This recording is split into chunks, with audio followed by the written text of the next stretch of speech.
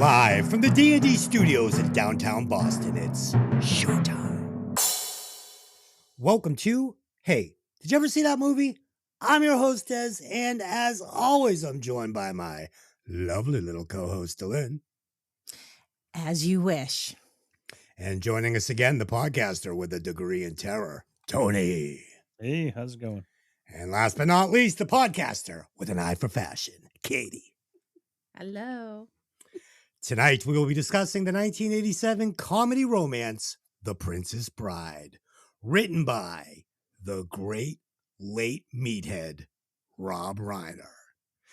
Starring Carl Elwes, Mandy Patankin, Chris Sarandon, Christopher Guest, Shawn Wallace, Andre the Giant, Robin Wright, Peter Falk, and Billy Crystal. Did I miss something else? No. Cary Elwes is his name. Never. Carl. How did you say Mandy Patankin's name? Steve Rogers. Okay. As always, this podcast will contain spoilers, so if you haven't seen the movie, go back and watch it, then come back and listen to the podcast. Let's run the trailer.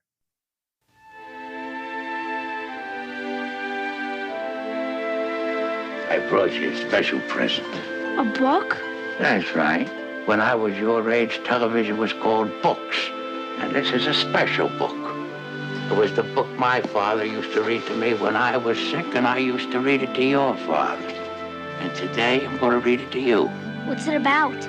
It's about this beautiful girl named Buttercup and her true love, Wesley. Since the invention of love, there have been 7 truly great romances. Wesley and Buttercup's was easily in the top 3. Hold it.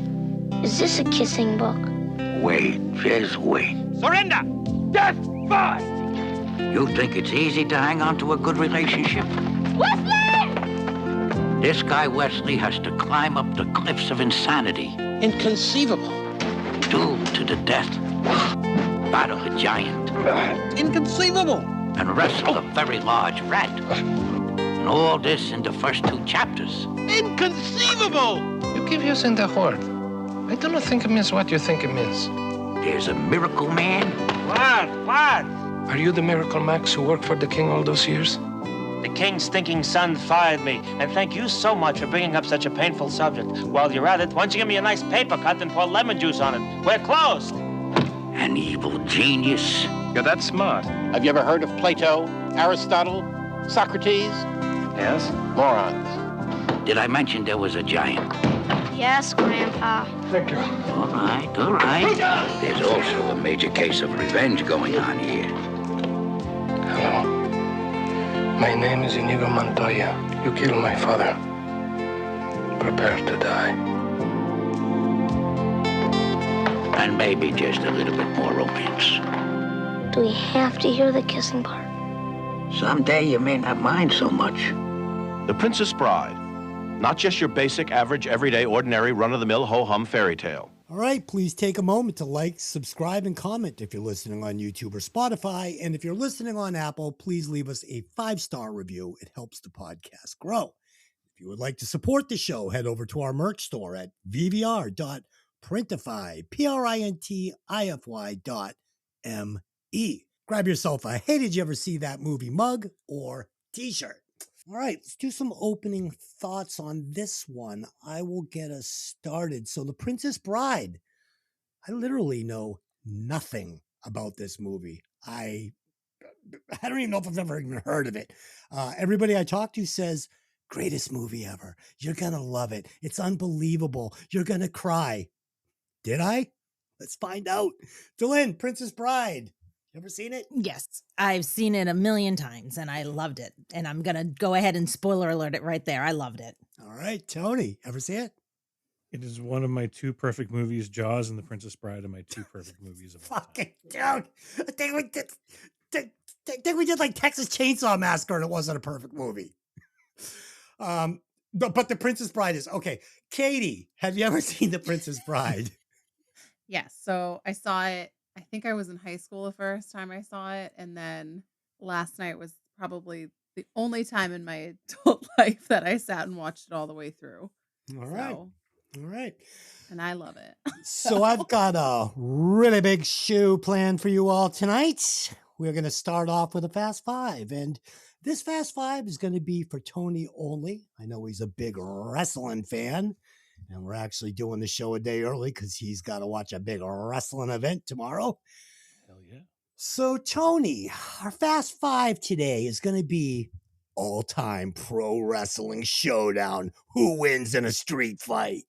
All right. They give you two wrestlers. You're going to tell me which guy's going to whoop ass in a street fight. All right.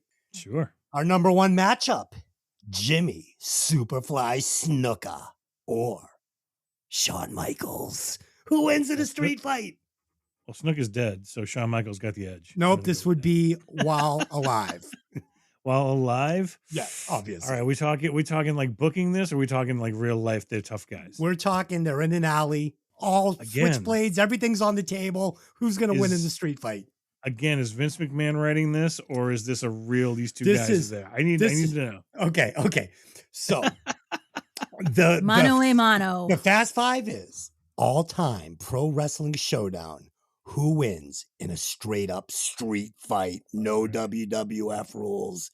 Street fight. Right. Mano a mano. Jimmy Superfly Snuka or Shawn Michaels? Superfly's got it because he actually killed someone in real life, so he's got the murder. He's got the murderous instinct in him. Tony,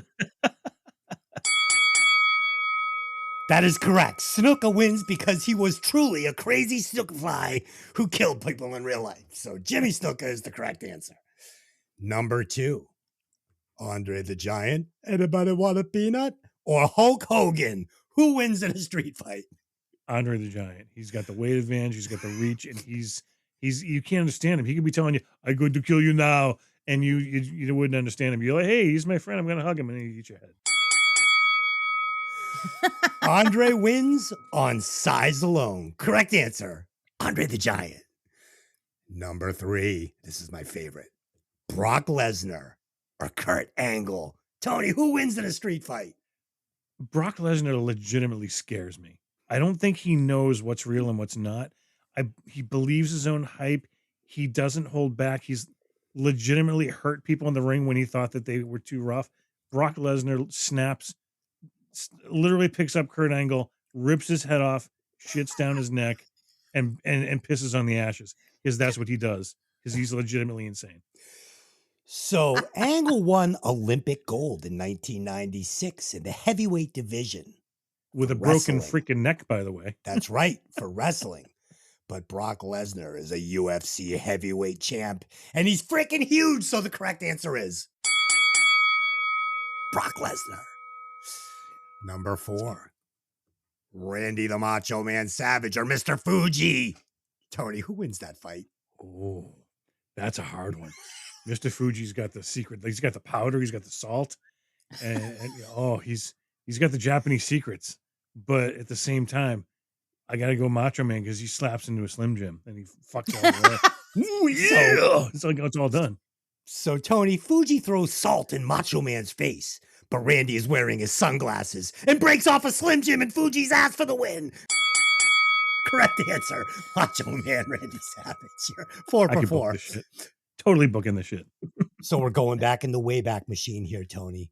For a perfect score, Bruno Sammartino or hands-on Jimmy Valance. Who wins in a fight? Bruno Sammartino is one of the longest reigning champions because he was legitimately an Italian tough guy. And if you tried to cross him in the ring, he would hurt you. Not intentionally, so they say. But yes, without a doubt, Sammartino is gonna take him down. So in a wrestling match, like a real wrestling match, I would give the edge to Jimmy Valiant because he is ripped and he's a true athlete. And Sammartino was a little bit of a doughy soft guy, but in a street fight, I've got to give it to Sammartino because he is like Nicky from Casino. So the correct answer is Sammartino. 5 for 5. Tony, you know you're wrestling. I retain the belt. You retain the belt. You are definitely well versed in your wrestling knowledge. All right. So we are going to move over to the bonus bullshit that I've come up with. Welcome to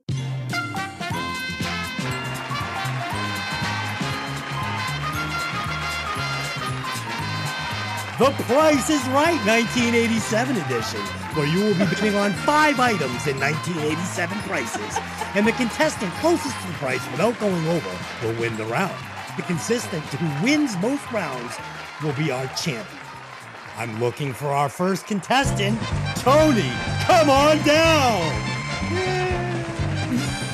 The next contestant we're looking for is Katie. Come on down. You're the next contestant on The Price is Right.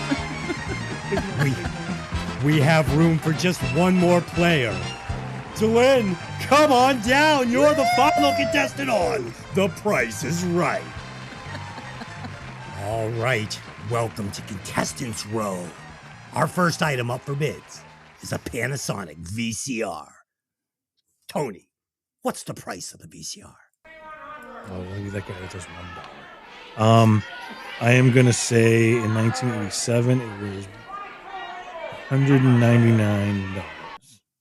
$199. Katie, what's your bid? Go ahead, say it. Go ahead. So I was born in 1987. Fuck you. It's awesome. I have no idea. Oh shit. Take a stab at it. 200 seems steep. I'm going to say 150.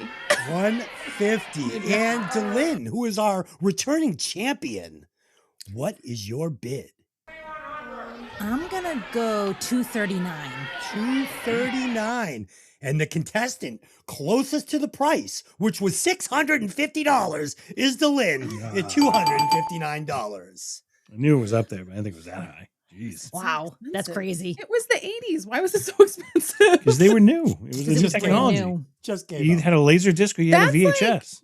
Looking at it to now, though. Our second item up for bid is a pair of Air Jordan 2 sneakers. Tony, how much are the sneakers?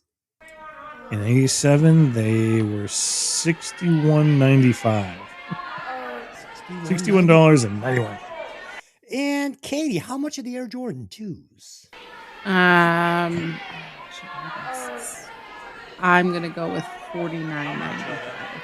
$49.95. And Lynn, how much are the shoes? I'm going to be the asshole. $1. $1. Hate you. And the winner is, with a score of $61.95, Tony, the Air Jordans were $100. Wow. Yes.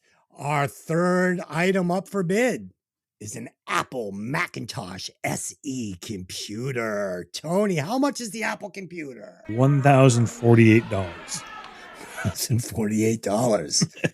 And Katie. I keep lowballing it, so I'm going to go with $2,025.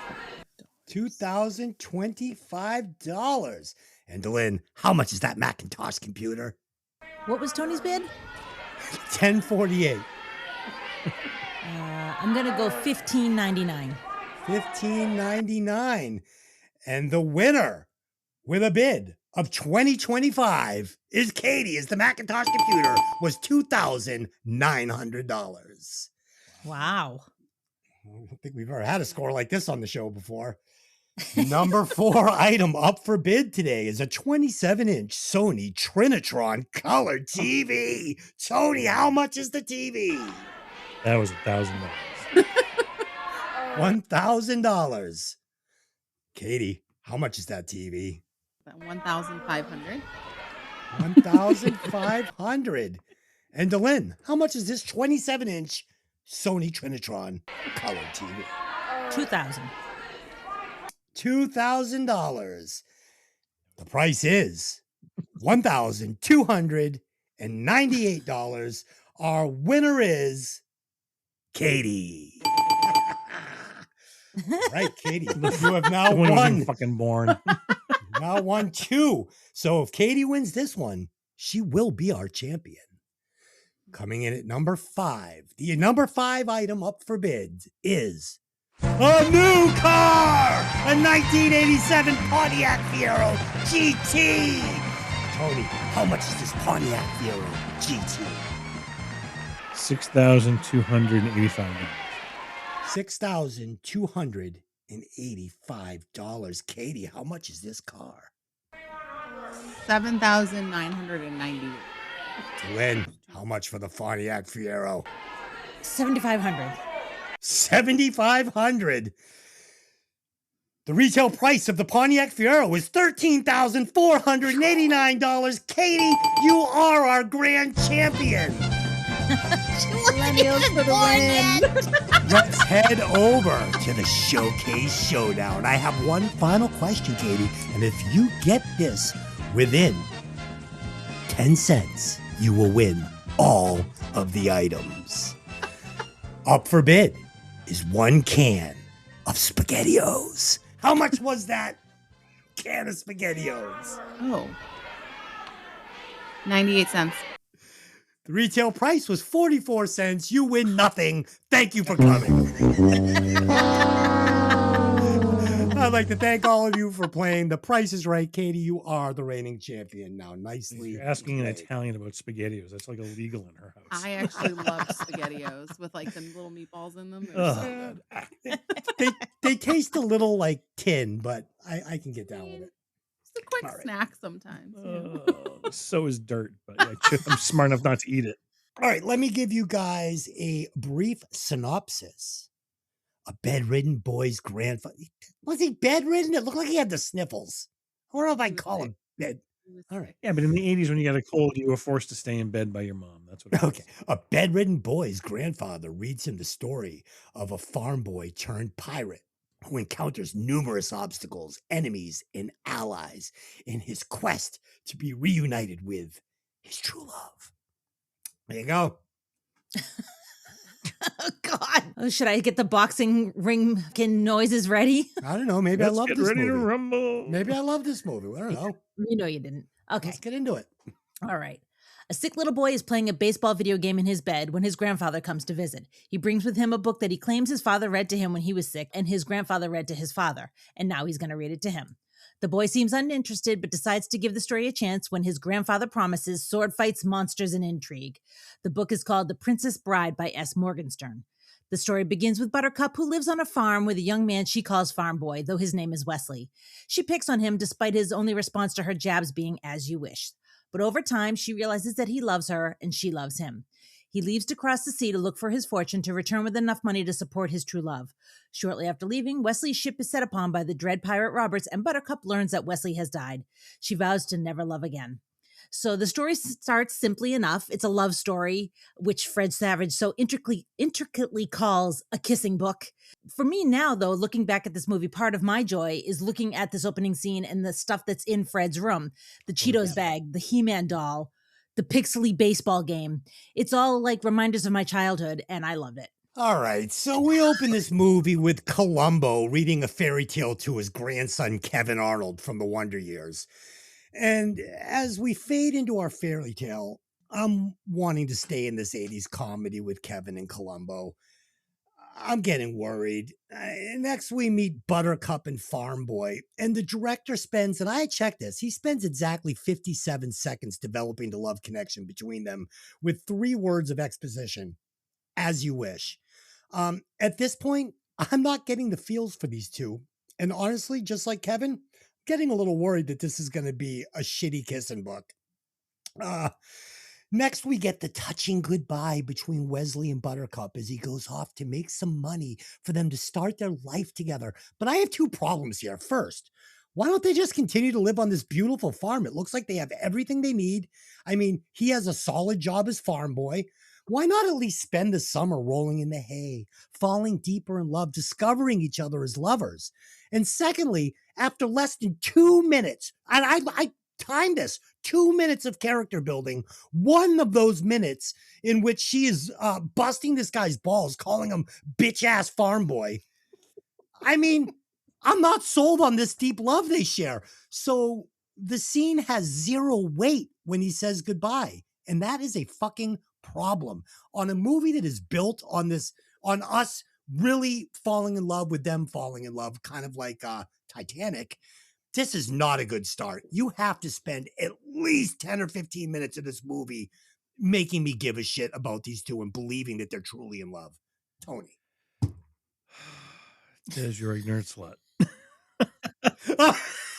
All right. Thank you, Jane. All it comes down to is it's an 80s movie. This isn't a 90s movie. It's not a 2000 movie. It's a different pacing. We are introduced to a fairy tale. Fairy tales, most of the time when we were kids, were 10 to 15 pages. And we got the three little pigs having a complete crisis, a solution, a resolution. It was over in about 10 pages. So that's what we grew up with. That's what this is a tribute to. When you're told they love each other, you believe they love each other. As a 15, 16, 17-year-old kid watching this movie, when I watched it, I wasn't into the love movies, but you know what? As the movie went on, fell in love with it. You have to buy into this right off the bat. You chose not to buy into it because, one, you're used to the other kinds of movies that you've seen since then. He's a curmudgeon. 60 seconds, Tony? He's a curmudgeon. 60 seconds to build up? It was literally, they told you. It was 60 over seconds. time, she realized when he would say, as you wish, he actually was saying, I love you.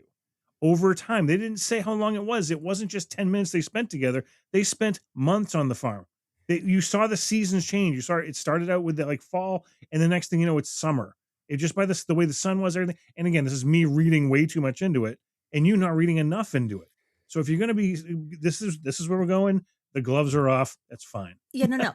Snow White, I'm supposed to believe that Snow White just fell in love with his prince because he kissed her, and now they're in love. But this is a problem for you. Yes, this is a huge problem for me. She spends the entire time busting this kid's fucking balls, and then she decides, oh, maybe I love him. Yeah, well, I bust your balls, and you're in love with me, exactly. so there you go. Oh, don't flatter yourself, Katie. Did you think they spent enough time developing this love story to where you would even give a shit about their? I mean, looking at it for what it is with like the movie, like, because I'm big into the rom-coms as well, and I like to see like how it happens. I don't like to hear, as you wish for one line and hey farm boy, can you blah blah blah. So, because that was literally all you hear for the first like couple of minutes of this situation. But he's reading a story to a kid who already is calling it the kissing book. So, I look at it and I'm like, all right. So you have to kind of make it quick for them and make it like, if it's a kid's book, if we're gearing this book towards kids, fairy tales, you kind of have to. Would I have wanted to know, like, okay, they're in the middle of nowhere on a farm. How did he get this job? How did he get there? How did they meet? Like, what happened? When did Sandra Bullock hire Ryan Reynolds to really get that job? What is really like going on? So I don't know. I think for what it is with the movie, like, we want to get to the swordplay. We want to get to the action. We want to get to the fun. Yeah, and part of what I said to Des earlier when we were talking about it was you also have to remember that this movie is, when you're watching the parts that are the fairy tale, are as Fred Savage is imagining it, the way he's seeing it in his head. True. So So it's okay. So it's okay that the writer fucking basically wrote the script on a napkin at IHOP. It's fucking terrible. You're full of shit. No, listen. And you talk about wanting to get to the swordplay. We're gonna get these subplots about fucking different territories going to war, but we're never gonna see the other territory. We're never gonna see any of this war. There's gonna be such little sword. All right. Because it's a character-based movie. It's not an epic-based story. It's not. You have a central cast of characters you come to grow and love because of who they are, what they do, and the reasons for them doing it. True love, revenge, death of a family member. It goes on. The bad guys are bad guys. The good guys are good guys. There's no gray area here. This isn't Fight Club. This isn't fucking Seven. There's no reason people have to cross the different lines of a characterism. This is love. But there are like some gray. Oh, there's so many gray areas. This whole movie is in a gray area. All I'm saying, Tony, is when you're going to build a movie on top of two characters being in love, like Titanic, and you want your fucking viewers to give a shit, you've got to spend more than 30 seconds building it up. That's all I'm saying. Just give me a little montage. Go ahead. I'm sorry. Okay. Let's look at this though. You've got Titanic. and The Princess Bride. They're two very different movies here. We've got Jack and Are Rose. Are they? 3 hours of, when that came out, it was two tapes. That was long. Oh shit, This she was went VHS on your ass. That was a lot of story there. This is not a lot of story, but there are gray areas. I know you think it's like it is, but it is. We'll talk about that in a minute. But Katie, are they really different movies? You've got Billy Zane basically as Humperdinck. You've got Wesley basically as Jack. Yeah. And you've got Buttercup as Rose. It's fucking class division. That's just a fucking love triangle, and it's basic. Like it's every fucking love story. It's every love story. Yeah. And again, going back to what? No, fuck you. We're not going to keep going until I fucking bury you with this fucking point, motherfucker. Oh, I've got so much. My case is strong. Look, going back to the point that Delin tried to make with the Disney. Every single Disney story is an hour and a half. We get the establishment, Beauty and the Beast. We get the Aladdins. I glanced at her and it was love at first sight. You buy it. You don't have Jasmine and him fucking building this over the story. You have literally, again, I'll have to go back and through it and check it. You have maybe 15 to 20 minutes of the two of them flying on a fucking carpet. All of a sudden she's like, oh yeah, you have a flying carpet and you're fucking chic now. So I'm all over your dick. No, that's not the way it fucking goes. They just introduced it and they're fucking in love. You should fucking accept it. When's the last time you watched a Disney movie? I know, Tony, you sound like you watched that thing fucking yesterday. He's seen Aladdin a lot of times. He's got an Aladdin tattoo. Does he have what? Yes. He's got an Aladdin tattoo? Oh, yeah. See? There it is. Yeah. Whole thing right there. Okay. See? Yeah. There. I'm not saying that, they're not a short, love story situation. I agree with you. It was short. It's okay. And it's okay. But I think that there's this, if you're comparing it to other movies, like Disney or Titanic or anything, it's kind of not on the same level. Whereas Disney, you had none of the princesses liked the princes in the beginning, ever. It's always how they fell in love or how they saved them or all of those things. Even in Titanic, it's not so much you have a little bit more of a backstory on things and how they fell in love. This was very quick. It was over time they fell in love. And that's probably the fastest love story you're going to get in a movie. Because, and back to Dylan's one point, kiss on the cheek. Sometimes that's all it takes. One kiss on the cheek. But you don't want to hang around for the rest of the summer and maybe kiss her a few more times before you go running off. We don't know that he did. That's open to interpretation. No, one kiss. I saw their whole interaction after they professed their love. Let's move on. Go. Fine, go. Well, damn, Jackie. 5 years later, the local Prince Humperdinck of Florin has picked Buttercup as his bride, though she's bluntly told him that she will never love him. On a ride in the country, she is taken by 3 kidnappers. They carry her off in a boat. Sailing through the night, the kidnappers realize they're being followed. They climb up the cliffs of insanity, pursued by a mysterious masked man in black. At the top of the cliffs, Vizzini, the Sicilian, the boss of the operation, leaves his henchman, Inigo Montoya, to deal with the man in black. Inigo is a superb swordsman, but in a particular cliff-top duel, after an almost gentlemanly accommodating chat, including the fact that Inigo is looking for a man with 6 fingers on his right hand, the man in black proves to be better. Sparing Inigo's life, he goes off in pursuit of Buttercup and her captors. The huge and immensely strong Fezzik, Vizzini's remaining henchman, tries to overpower him, but the man in black manages to choke Fezzik until he loses consciousness.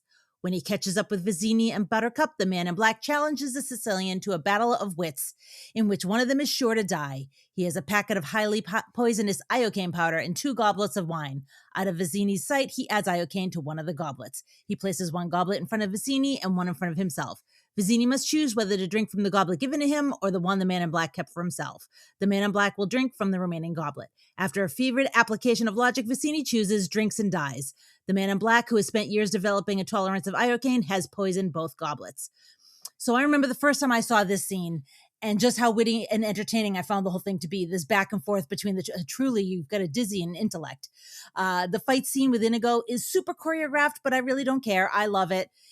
I had qualms about Andre the Giant's ability to act, but I think he's pulling it off. The rhyming bit on the boat is funny. The conversation with the men in black during their fight is funny. It all comes off as very charming to me. Yeah. So Really? You might as well just vomit on the fucking desk. Yeah, he literally Jesus vomited. Christ. It's so charming. It's so charming. You're so It's charming. unbelievable. It's so charming. That's like a perfect way to describe this movie is charming. Okay, that's not how I'm going to describe it to you. So, Prince is going to introduce, poor girl to the village. Is going to be my new wife. Yay! It's fucking tail older than time. So next, the princess is captured by Vizzini and his two cronies, Inigo and Fezzik. And it's done via a Vulcan pinch, a Spock Vulcan pinch to the neck, to Buttercup's neck. He reaches over and she's out. And we're told this is done to spark a war between Golder and Florin, these two different territories, one of which we're never going to see. We don't know why. We don't know if one's rich, one's poor. We just have no idea. It's never even explained, even though it's a huge subplot in this movie. So as of this point, for this movie to work as it's being presented, it would need to be a slapstick movie in the vein of like Spaceballs or Monty Python. Like it would have to go that far. I would need Plaid. I would need shit like that for this to work. But as a straight movie that's just edging, like just barely under comedy, it is really falling flat for me. It doesn't know what it wants to be. It's not funny. It's not serious. It's just weird. I love Columbo, one of my favorite all-time shows. I've seen every single episode multiple times, but having the narration read by Peter Falk was just weird. It was a weird choice for me. So far, I am really not having fun. Tony. Yeah, I'm really not having fun either, Des, at all. Yeah, I mean, it's okay if you're wrong. We understand. I'm not wrong. Again, grandfather, all right. The casting in this movie is fucking perfect. There is not one recast. I don't even want to hear about a recasting couch. Oh, but I made notes for that. All right. I did too. We'll do it. All right. I'm just saying there's really no way anyone should be anyone else. I know you're I'm always right. the one that doesn't. But again, that's half the crime. It's the casting is perfect. This is up there with Ghostbusters, Monty Python and the Holy Grail as one of the most quotable movies ever for a fucking reason. Everybody knows this movie. Everybody loves it. You are literally the only person I know. And I'm sure we'll have some people who call in. Oh, I don't like it either. I don't like it either. But again, of course, I can't imagine not sitting down, enjoying this movie for exactly what it is. It's a fun, light. It's got action. It's got comedy. It's got smart ass. It's made for kids, but it's got enough adult in there for adults to enjoy it.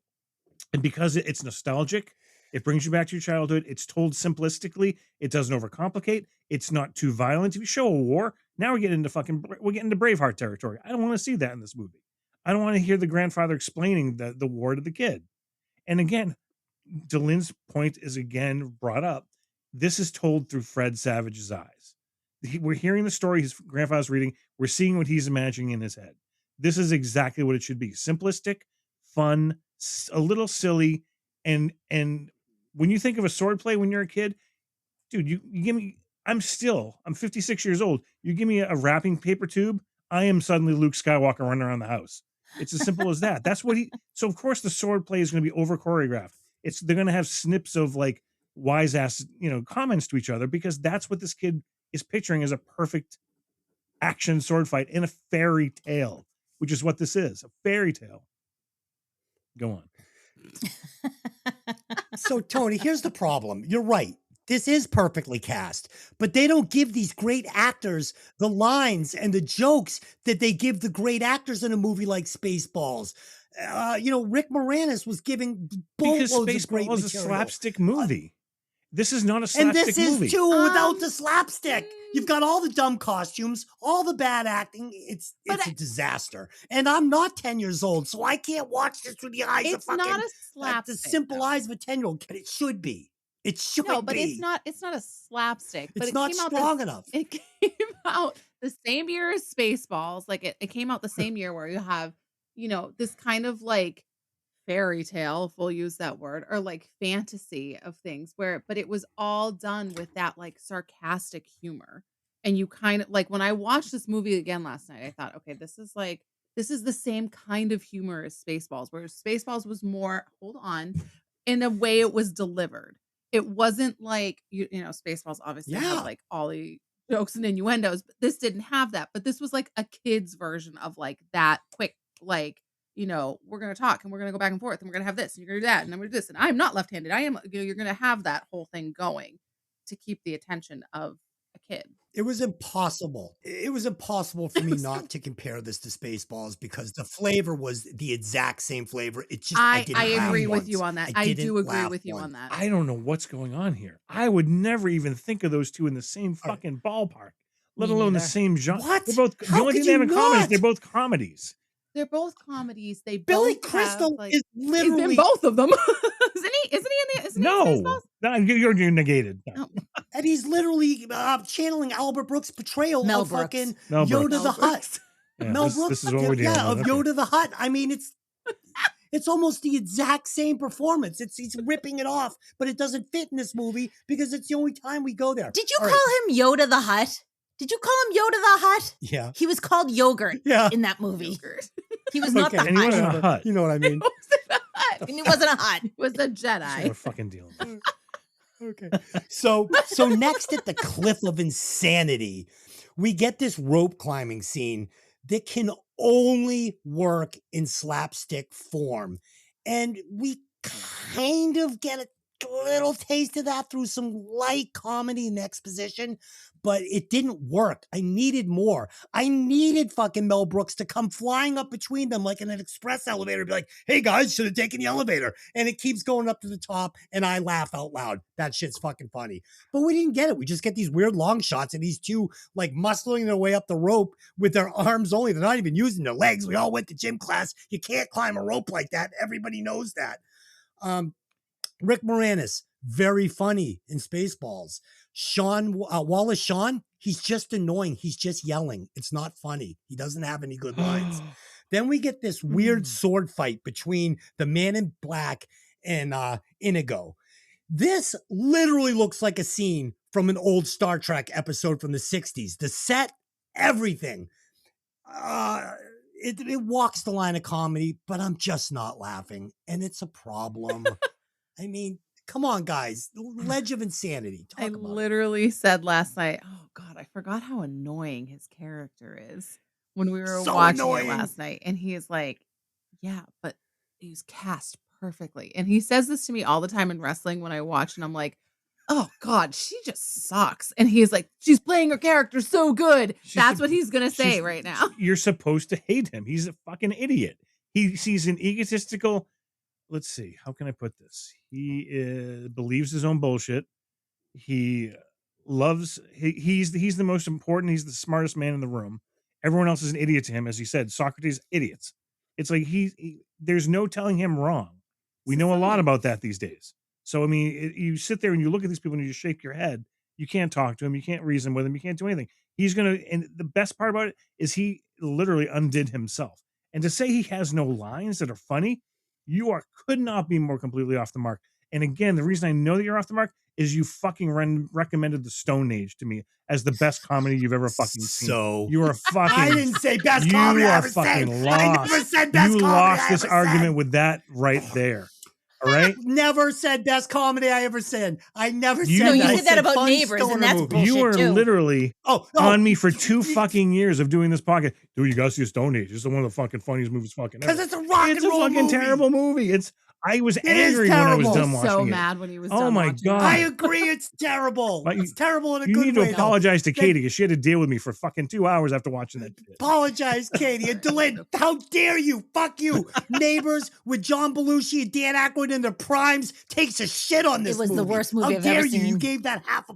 Oh, you have no fucking taste. All right, next we see... No, I think what you just said, you have no taste, is exactly what we're dealing with. And it's not a matter of no taste. It's a matter of different tastes. True. I've Okay. following this podcast for as long as we've all been doing it. Your taste in movies Yeah. and paying public are very, very different. You have a very special sense of humor, a special sense of film appreciation. You're very knowledgeable, and I really appreciate that. And I love being on this podcast with you. But a lot of times it's very misguided. It's very misunderstood. Sure. I can't complain. I can't argue with that. I'm preaching the truth here. He's special. It's just, it's a 98-minute film that's trying to get all this jammed in there, and it does it well. It doesn't need to dwell on it. Because we are so inundated since 1987 when this was made in over-exaggerating, over-explaining, overselling, I guess just I'm going to keep saying over-explaining because that's all I can come in my head right now because I'm so annoyed.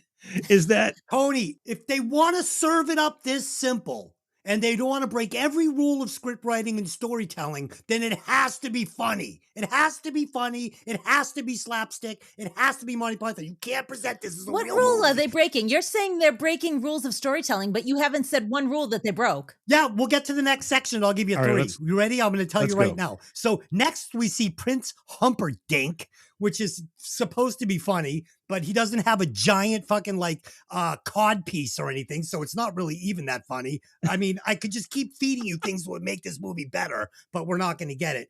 And his posse. So we're going to see Prince Humperdinck and his posse complete with horses at the top of the cliff of insanity. We've already learned that the only way up that cliff is on a fucking rope, right? How did they get there? Would they climb the rope with the horses?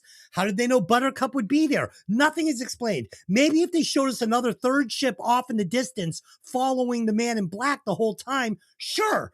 They know how they got there. It's not explained. Nothing. It actually is. The man in black, he's not going to be strong enough to climb up this rope. He's going to have to sail around until he finds the port and get off there. That's what everyone else did. And they had fucking horses, which is why they got there faster than the man in black would be able to run to get there. Yeah, and they know where they are because he's the one that sent them there. Exactly. What? He was behind. He hired them. He hired them. He hired them to kidnap and her. take her up the cliffs of insanity. So he knew where they would be. I don't buy any of it. Prince Humperdinck hired the 3 of them, hired Vizzini to take her. Oh, yeah, I forgot about that. Sorry. I forgot about it too because it's fucking so poorly explained. But I still call bullshit on the horses at the top of the cliff. I actually thought that too yesterday. I'm like, how did that happen? Because they went to the other port. And I they get knew it now. You just explained it, but last night I was a little confused. He was ahead of them because he already knew where they were going to be. So there you go. I think at some point he talked something about the only way to get to the top of that cliff was by the fucking rope, so you'd have to go around the world to get there. Some bullshit. Just over to the port, not around the world. And this poison wine drinking duel to the death was ridiculous. And again, it was almost funny. Almost, but I didn't laugh once. Again, a problem. I feel bad for you. Worst part of all, finally, Buttercup doesn't recognize her only true love because he's wearing a tiny little mask that doesn't even cover his nose. Dylan, would you recognize me in that mask? Yeah, I mean, to be fair, I do call that out later on in my thing because obviously you looked at my notes, but and apparently none of us have ever fucking seen Superman before, right? Yeah, exactly. It's a Superman effect. I think at one point he's questioning her about the farm boy, and she's like, he had these eyes I could never forget. And she's looking into his eyes. She doesn't say that. And she doesn't know who the fuck he is. She says he has eyes like sea after the storm. She does not say eyes I could never forget. You're fucking making shit up to try to prove your point. No, even better. So if he has eyes like the seas of a storm, how can she not see the sea of the storm in this guy's eyes? That sounds pretty Because when the day she found out he died, she died that day inside. So as far as she knows, she would never be looking for it again. That'd be like if Dylan saw the mole on my cheek and didn't fucking recognize it. Like, there's 2 guys with a mole the size of a fucking mountain on their cheek. By the way, I realize that I have a large mole on my face. Where? What? Mole, mole, mole, mole, mole. 2 assholes like that. We saw that guy. Tony, go ahead. Talk about it. Talk about your mole? Well, talk about your ass.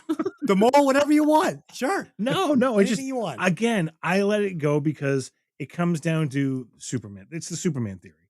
A fucking pair of glasses is going to make everyone in this city not know who Clark Kent is. Come on. You just got to let it go. We all see it.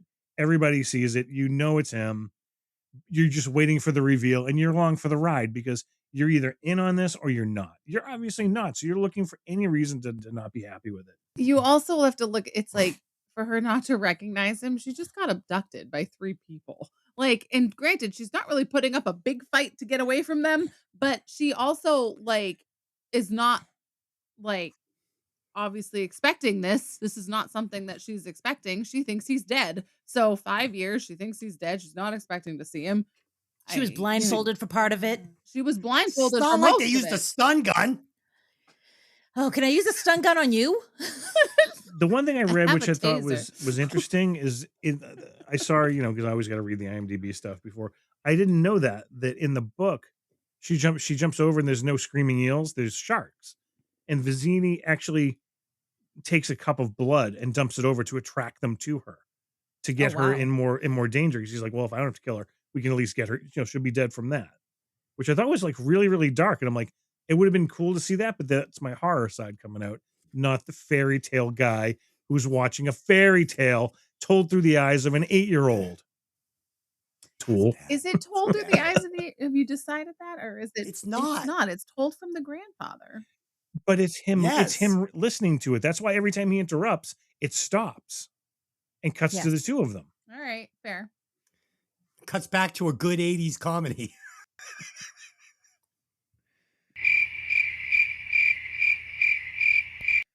All right. Are you done? Oh, fuck. Let's go on. All right. The man in black tells Buttercup he's the dread pirate Roberts and he's taking her to his ship. Buttercup, infuriated the man who killed Wesley has come after her, pushes him down a mountainside. As he falls, he calls out, "As you wish," and realizing that the man in black is Wesley, Buttercup goes down after him. Wesley explains that rather than killing him, the dread pirate Roberts took him on as an apprentice. He taught Wesley everything he knew, then retired, bestowing the ship and the pirate name on Wesley. Wesley didn't reveal himself to Buttercup at first because he thought that she did not still love him. Meanwhile, Prince Humperdinck, who of course has arranged this kidnapping, has raised the alarm and given chase. He wants an excuse to go to war with Gilder, the neighboring country toward which Buttercup's captors were carrying her. Wesley and Buttercup flee into the fearsome fire swamp to escape their pursuers. The fire swamp offers no end of excitement. Lightning, sand, unpredictable jets of flame shooting out of the ground, and hungry ROUSs, rodents of unusual size. But Wesley gets them through it. Alas, it's all for nothing. They're captured by Prince Humperdinck and his men as soon as they emerge from the swamp. So Buttercup makes a deal. She'll go back and marry Humperdinck in exchange for Wesley's freedom. Humperdinck has no intention of holding up his end of the bargain, of course, and turns Wesley over to his friend and lieutenant, Count Rugen. Before being bludgeoned over the head, Wesley notices that Rugen has 6 fingers on his right hand and tells him that he knows of somebody that was looking for him. So, as Des pointed out earlier, I do think that Buttercup is an incredible dipshit for not realizing that it was Wesley earlier. I mean, it was pretty obvious. But it's part of the story, and it's a fairy tale, so I'll let it go. The fire swamp is incredibly fun. The real special effects. Can I see the gel on Buttercup's dress before it catches on fire? Yep. I don't care. Do I know those RUSs are little people in suits? Yep. And I don't care. I just think it's fun. Oh, everything you just said is just wrong. So after the retarded scene where fucking she can't recognize him and she pushes him and they roll down the hill. Then the man in black delivers some bullshit syrup exposition to Buttercup before they kiss. And Kevin and I roll our eyes at this time. It's lame. We hate it. We want them to die in the fire swamp, right? So we get to the fire swamp, Dylan, and everything you said is wrong. So once in the fire swamp, the set again looks like some cheesy alien planet from a 60s Star Trek episode. And I literally checked the timer at this part of the movie. And my stomach like flipped over in a knot when I realized there was an hour to go and my Saturday was just melting away on this thing. I'm praying this thing gets better. And when Buttercup's dress catches fire, that would have been the end of her. That is a silk dress. That thing would have gone up like a fucking old Christmas tree. Like she would have been fucking toast. Katie, fashion, true. Yeah, it would have. Hey, yeah, Katie, silk dress. Once it goes, it's going up like a mopped off cocktail, It's right? going to melt onto her leg and cause severe burns. Okay. Woo, woo. Like that's the Tony, that's the terror coming out. And he's like, the horror. It melts to her leg. It's like napalm. It's like, I love the smell of napalm on my Buttercup's leg in the morning. Smells like victory. Oh boy. It's around here that I actually have to admit that his story to her, I dug until she let me take it back. When she pushes him down the hill, he has the "as you wish." That's cringy. I can't deny I love that part. And then she throws herself down And she's like, oh, and that's the part that makes me kind of go, they could have had better stunt people on that part. Aside from that, I can't argue with the sets. It's a budgetary thing, and I can't fault Rob Reiner for not having $1 million budget because he put it all into his casts to get the cast that he has. Even if they all took a pay cut, he had the fucking cast of the 80s. You can't. It was the Pulp Fiction. It was the Pulp Fiction of the 80s. It had literally everybody in this movie. It was perfect. Yeah. Um, and I was and it had Rob Reiner, and I expected so much more. I'm sorry it let you down. That's all I can say is I'm sorry you feel that way, sir. But you were in the I want minority. a refund, God damn it. You're totally in the minority on this. All right, getting back to the Rats of Unusual Size always makes me laugh because it's one of those things that's like it's kind of become the joke of like every other fantasy movie of the what are we going to run into of unusual size, and it always goes back to the rats. It's just what's going to happen. And again, in the 80s, there were certain things we were raised to fear: the Bermuda Triangle, the Loch Ness Monster, and fucking quicksand. Those are the three things growing up in the 80s were the dangers of the world. And this did it. It kept it going. It didn't have to, but they called it what? Lightning sand? Lightning sand. Yeah. And it's like, oh, look, another quicksand. It was like, come on, you had it on Gilligan's Island, you had it on the Brady Bunch. Everything that we grew up with had quicksand. So the fact that this gave a little homage and its tribute to it made me chuckle as an adult now. But back then, it was just part of growing up. It was just like, oh, look, quicksand. That makes sense. Oh, but the quicksand sucked in Neighbors when fucking John Belushi fucking tosses Dan Aykroyd in the quicksand and he goes down. Look, that wasn't funny. You didn't invite me onto that podcast. I would have actually been next to you because I actually really enjoy that movie.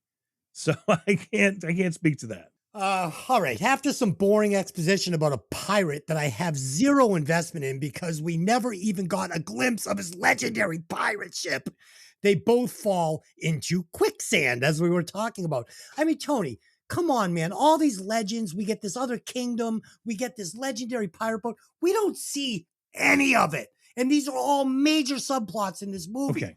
If we did see it, so and we did see all that, it would have been, I feel at this point, you would have gone the other way. Like, why do we need to see that? Why couldn't they have trimmed that out? This would have been a much more flowed movie. No. It would have been be like faster 2.5 run. hours and you'd be screaming. Yeah. Because it would have been it would have been Titanic at that point. It would have been 3 hours. It would have been great. But it's just But if they put some ducks into it. They put some what? They're both rolling down the hill, and these are obviously men rolling down the hill. I can't like, argue that. Can we get a couple of great lines going down the hill that just make me belly laugh? Like, ooh, and like she's got a mustache, like in one frame. Like I'm laughing. It's funny. There's nothing there. There's nothing. It's there. not that movie. That's Robin Hood Men in Tights, which Gary Hughes was in. So I mean, that's what you want. You want Mel Brooks humor? Watch a Mel Brooks movie. Don't watch a Rob Reiner one. You want a heartfelt love story with nostalgia and good feelings and warmth. Watch a Rob Reiner film. You're watching Stand By Me. You're watching The Princess Bride. You're watching When Harry Met Sally. That's what you're watching for. These could have all been increased by runtimes, by extra storylines, side expositions, but we didn't need them. All we had was 4 kids walking down a railroad track talking about fucking Cherry Pez, because that's all I fucking needed in that movie. He knows how to write a script, but you get to keep the me feels. interested. What? But you get the feels in Stand By And Me. you get them in this too if you let down your fucking guard. No, listen, I cry at every movie. I cried at the end of fucking Music and Lyrics. Okay? My guard I cry at everything. I was so disappointed I couldn't shed a tear. He just set himself up to hate this thing and wasn't going to let it go. That's what No, I wanted to like it. I wanted to cry. I went into it feeling melancholy. That's not true, because you literally said to me, I can't believe I have to ruin my whole Saturday by watching this stupid fucking movie before you ever fucking press play. No, that's what you did. That right there, what she said, is a fucking That's what you did. lie. She was at you work. Said that. She was you at said work that when I pushed as play. I was leaving the house this morning before I left for work. Is a fucking lie. Let me ask. I said, I love you. Have a great day. Detective determined that was a lie. That's what I said. Now we know it's a lie. So let me ask a question. To jump ahead, and I hate jumping ahead, but you did not have any kind of emotion when Fred Savage, maybe you can come over and read it to me again tomorrow, as you wish. Fuck you. Yes, I did. I wrote it in my notes that this kid would never want to hear this fucking stupid story That's again. it. He's like I'm out. 15. No. I'm out. Katie's I did it. I'll take over. It's my turn. I wanted to cry. I wanted to cry at the end of this movie. I did. I wanted to give a shit. I just didn't. But why would you cry? It's not that crying movie. It's not a crying movie. It's not a cry. Movie. There's- It's a fun, lighthearted. It's like a cute little movie. It's like when you know, you want to go buy something that's going to make you happy. You just get like a cute little handbag or something. Like it's cotton candy. Little movie. Like get some chocolate or something. You It's buy not some like, blush, bitch. I know. All right. So I was a little sad when the man in black stabbed the midget. I'm sorry, the little person in the rat suit, because the poor little rat, it had been burnt. It was wounded. It had kind of like a little limp, and he's just like, he's just shoving his sword into this poor dying animal. trying to eat him. So it didn't succeed. It was attacking him. because he killed it. I mean, because he had to kill it. And then he had to put it out of its misery because it had been burnt. Listen, it's like No, remember the fly? The fly was killing. Yes. We had to kill the fly. But when the fly takes the shotgun and puts it to his head and she pulls the trigger, I wailed like a Did you cry? baby because I cared Cry? about that. Did you cry? I cried. I thought it was the dumbest thing. I'm choked up right now just thinking about it. So then the prince tells, the princess makes a deal with the prince, you let him go back to his pirate ship and I'll come and marry you. Then the prince tells Nigel Tufnell from Spinal Tap to kill the man in black by throwing him into the Sarlacc pit. Or the pit of despair. It's a lot, whichever one. Tony. It's a lot. It's a lot. I thought it love was the too character. simplistic. It's so simplistic. I love the character of Nigel Tufnell. He's my favorite in this movie. I wish that they had given him a bigger part. That's all I can say. I definitely won't. I definitely can't disagree with that. I love It's a that. Christmas miracle. We should hug. It's a Christmas miracle, she says. No, I mean, Count Rugen is he's so well done by Christopher Guest.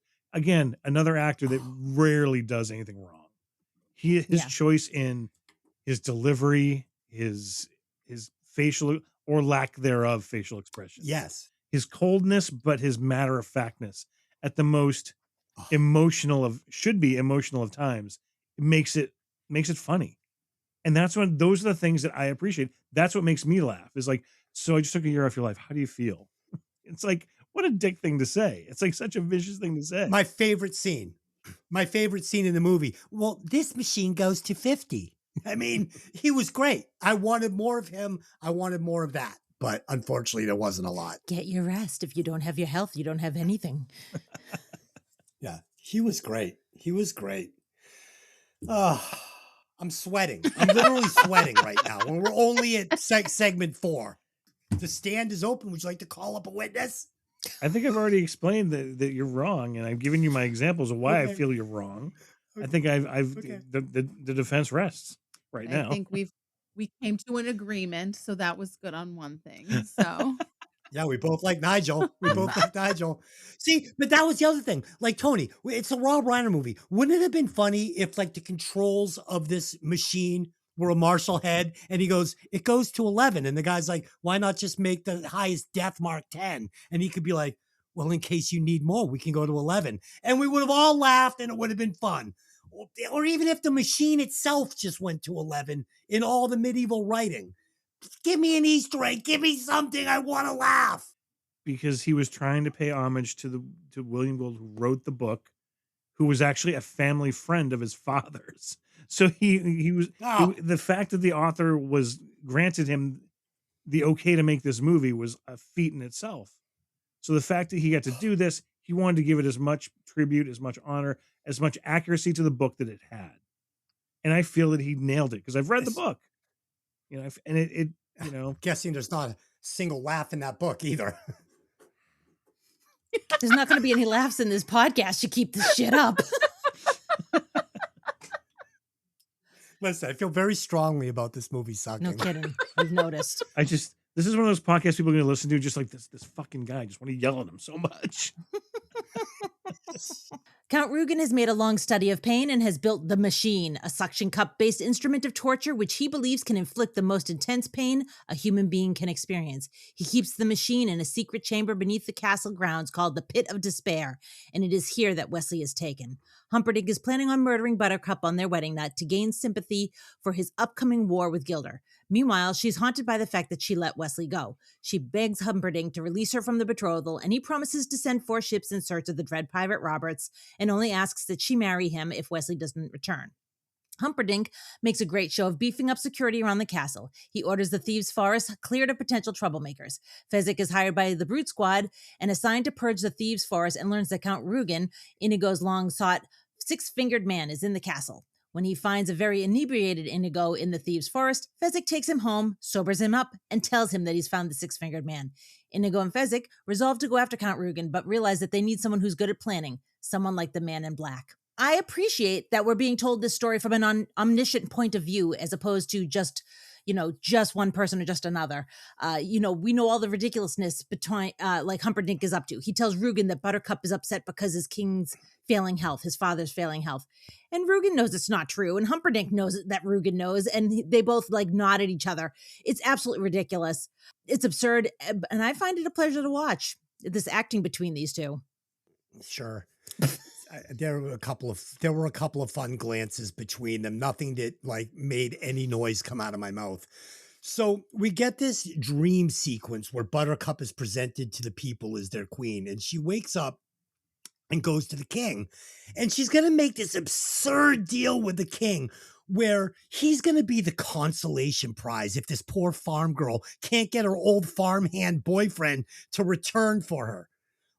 Give me a fucking break. Even Buttercup, as dumb as she is in this movie, can't think that King Humperdinck is that fucking desperate and weak that he's gonna fucking fork the dollar to have 4 search parties go out to find the farmhand. And if he's like, nah, fuck it, I don't want her back. She's my secondhand trash. You have her. He's gonna be like, great.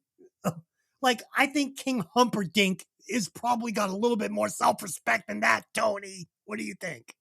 Well, I mean, you're not wrong because he doesn't send them. Right. It's a lie. He knows he's going to win. I know, but my point... Oh. Your point is that she fell for it. Yeah. My point is that she thought that this was a real plan. And he's like, oh yeah, sure. I'm just the king of this entire fucking kingdom. And you were fucking milking a cow 3 days ago with your fucking boyfriend that doesn't have a pot to piss in. Sure. If it doesn't work out with you two, you can be the queen. This tastes bad to me. Gross. Dude, the panel looks stunned. I'm not sure if the computer is frozen. Okay. I think you need to calm down. I broke the podcast. But I think if you think of all kinds of romances where there's a love triangle and everything, and it's not so much a love triangle because she doesn't love him, but there had to have been something there. She agreed to do this, I guess. She was pressured into it. She was pressured into it. But you would think that there's always that that's kind of the dreamy hope, he's gonna be a good guy and he's gonna do this for me because he knows and he understands. It's the ignorance that all rom-coms. There's always a character. She's a farm girl. She's a farm girl. Buying into it. Why would anyone lie to me? We know. Why would he lie? I'm not sitting here saying you're actually wrong in this point. She isn't smart. She's a commoner. He's made a point of saying that repeatedly. She's just a commoner. The people have said that. She has admitted it. I'm just a commoner. Why do you boo me? It's because you had true love and you let it go. That's the only thing she cares about is true love. That's all right. If there's one fault with this movie is that she is one-dimensional. She's got one focus. She's literally hanging her hat on Wesley, and that's literally it. She has no other reason to be alive except for true love with Wesley. Everything else, I'm ready to kill myself over. I can't deny that that's not a well-written character. But at the same time, everything around her works. And her place in this story works because that's her main focus. If I sit here and want to analyze it with you, and I can agree with you because nothing you're saying is wrong, in that sense. But if the one thing that's driving this story is, quote, true love, that's the train I'm on. I bought the ticket for the true love, and I'm taking the ride for it. Have you calmed down? I can hear his pulse. Literally, he glitched out so bad. His face wasn't moving. Nothing was moving. Yeah. Yeah, no, everything was glitching. I only heard some of that. But again, you just made my point for me. If the movie's built on this love, it has to fucking matter. Okay, so during a walk in the woods, King Humperdinck explains this plan that we already got once in the beginning of the movie with a slightly different twist to Nigel. And I literally couldn't care less because this subplot, a war between two territories, has not been fleshed out at all. You have to at least tell me why he wants this war, even if it's just 10 seconds of exposition so I understand. I want to see the other king and I want to see his fucking kingdom, even if it's just 3 minutes of the movie, even if it's the exact same set of the one kingdom and they just put a different fucking flag on top of it. I'm fine with that. Oh, no, I was gonna say I actually don't see a problem with that. I think that's actually pretty accurate. I adding a 1 to 3 second scene of the other king, almost what I would have liked is the other king hearing about the wedding and getting ready to send wedding presents to show that they don't want war. That would have actually been kind of funny. Yes. Yeah. I want to see the other team's uniforms. I want to know what colors they are. You know, it's like, I need more. So like I said, at the 1 hour mark, I'm starting to tap out. The story has hit the wall for me completely. It's just not interesting. Will Inigo kill Nigel? Who cares? And honestly, Nigel is my favorite character in the movie. So I'd be rooting for him to kill Inigo, right? You're such a twisted man. Will the king kill Buttercup and successfully start a war with a Territorian king I've never seen? Again, I have no investment in this subplot, so I don't care. And finally, will Wesley and Buttercup live happily ever after? This relationship has no teeth. This isn't Rose and Jack at the end of Titanic. I have zero investment in this fucking weakly developed relationship or this weakly written movie. Tony. I mean, come on, man. There's no laughs. But the thing is, there is. And this isn't a slapstick. It's not a laugh out loud comedy. It's a smile and go and appreciate the banter back and forth between the characters. It's an aw movie. Oh, it is like, oh. It's not a constipation push. It's come on. It's an appreciation of dialogue and emotion. Because I'm sorry, all of the characters have the emotions that they need. You know, again, I can't believe I'm saying these things, but it's this is why we do this. I accept them for what it is. This is the bad guy, that's the good guy. And again, let's go back to the basics. I love wrestling. You're a bad guy, you're good. Hulk Hogan's the good guy. The Iron Sheik is the bad guy. Don't need to care why. You wave an Iranian flag around, you wave the American flag around. I'm supposed to, yeah, USA, USA. I'm on board. It can be as simple as that. Tell me the basics of the story. I'm invested. I don't need it. But if I'm going to go watch something by David Fincher, I want to know the history. I want to know the ins and outs. I want to know why John Doe wrote 160 books about a fly or that he threw up on a train. Then I want to know, because that's the characters that they introduced to me. These are a farm boy who took who assumed the identity of a pirate, and a farm girl that he loves more than anything else in the world. And they have love. Okay, I'll buy it. I don't need to know any more than that. It's true love. True love, which is the most important thing. I need to know why he didn't just stay on the fucking farm with her. Because he needed to make something of himself. Because men have this thing that they have to make something of themselves before they settle down. Or he had fear of commitment. He was lead farm boy. He was lead farm boy, but they was said the only farm he boy. didn't have the money to have. They didn't have the money to get married. It said that's right. So he had to go out and make something of himself. The hell they gotta get married for? They don't fucking know anybody. They live in the middle of the woods. They have to pay the person to marry them. I mean, literally, who do these people know? What are they going to the outskirt woods parties? I mean, they don't know anybody. I'm sure that they're close to Florin. Yeah. They're part They of the take their village. produce there and they probably sell it and everything else. So come on, People, you gotta the people knew just her get and the on people board. loved Lynn's giving her. the backstory of all of this. No, I'm not getting on board with this. He had to make something of himself, which also happens in a lot of other romance situations. That's true. The male part always, if you're going to play that part of like the male part of the romantic partnership, you got to make something of yourself. You got to make it happen. Prove your love. I would like you guys to go back and listen to the Stoned Age episode where Tony is sitting in my seat with a swollen vein in his head, screaming how the storytelling sucked and the characters I deal were with shit. this on a daily basis, okay? I hear about how every movie sucks.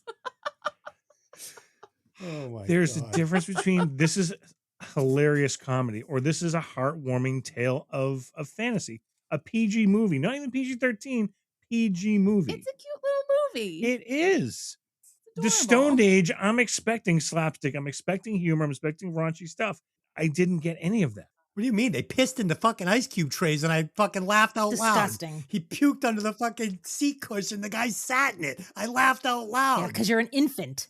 Dude, if fucking King Humperdinck had pissed in the ice cube tray, I would have fucking laughed. Oh, We're moving boy. on. Let's move on, shall we? Yeah. All Yeah. right. Yeah. Meanwhile, in the pit of despair, Count Rugen has used the machine to suck away a year of Wesley's life. When Buttercup realizes that Prince Humperdinck never sent the ships to search for Wesley, she calls him a coward. He takes out his anger by running down to the pit, cranking the machine all the way up and torturing Wesley to death. Fezzik and Inigo hear Wesley's dying scream and come looking for him. Near the pit, they meet the albino who's brought a wheelbarrow to haul away Wesley's body.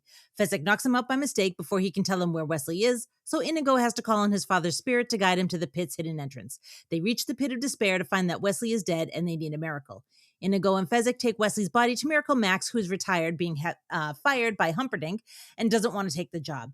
Max diagnoses Wesley as being mostly dead, and using the bellows to give him breath to answer, asks Wesley, what's in life is worth coming back from the dead for? Wesley answers true love. Max pretends to misunderstand, but his wife Valerie badgers him to help. Realizing helping Wesley will hurt Humperdinck, Max is inspired to help. Inigo and Fezzik go off with Wesley and the miracle pill. So the break in back to the real world here with the grandson, who's almost apoplectic that Wesley is dead and nobody's killing Humperdinck. It's fantastic, especially since at this point you've almost forgotten about the grandfather and the grandson. You get invested in the story and it brings you back there. So I appreciated that break. Yeah. I know Des didn't.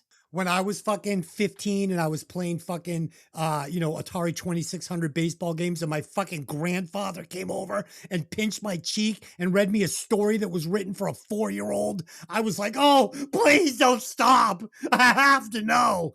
Dude, it was... Okay, wait a second. Hold on. In your life, that never happened because nobody took care of you when you were sick. You were in a fucking house by yourself. Fucking, you should be... Your wish that this happened to you. You wish. We have had those therapy sessions. Hard. Yes. It was so hard on me. I used to drink soy sauce because it was the only thing my mother had in the house. And I would watch fucking black and white TV sipping soy sauce. And then finally I went to my first Chinese food restaurant when I was older. I was like, there's food that goes with this.